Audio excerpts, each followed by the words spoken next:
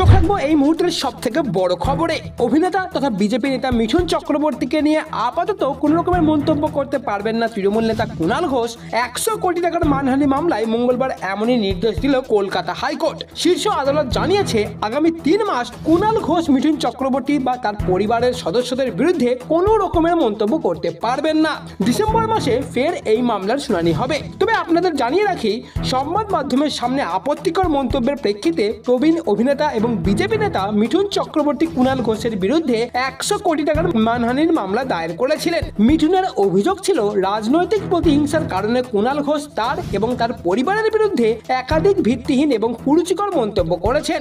অভিনেতার দাবি, কুণাল ঘোষের এই মন্তব্যে তার সম্মানহানি হয়েছে, এমনকি সামাজিক মর্যাদাও ক্ষুণ্ণ হয়েছে, পেশাগত ক্ষতিও হয়েছে, নতুন ছবি এবং বিজ্ঞাপনের কাজও ব্যাহত হয়েছে, এমনটাই বলে অভিযোগ করেন তিনি। এবং তাই ক্ষতিপূরণ বাবদ 100 কোটি টাকার মানহানি মামলার দায়ের করেছেন মিঠুন চক্রবর্তী। মিঠুন চক্রবর্তী আরো জানিয়েছেন তিনি রাজ্যসভার প্রাক্তন সাংসদ, পদ্মভূষণ এবং দাদা সাহেব ফালকে পুরস্কার প্রাপক। কুণাল ঘোষ তার ছেলের বিরুদ্ধে ধর্ষণ মামলার মতো ভুয়ো গুজব ছড়িয়েছেন, যা সম্পূর্ণ মিথ্যা এবং উদ্দেশ্য প্রণোদিত।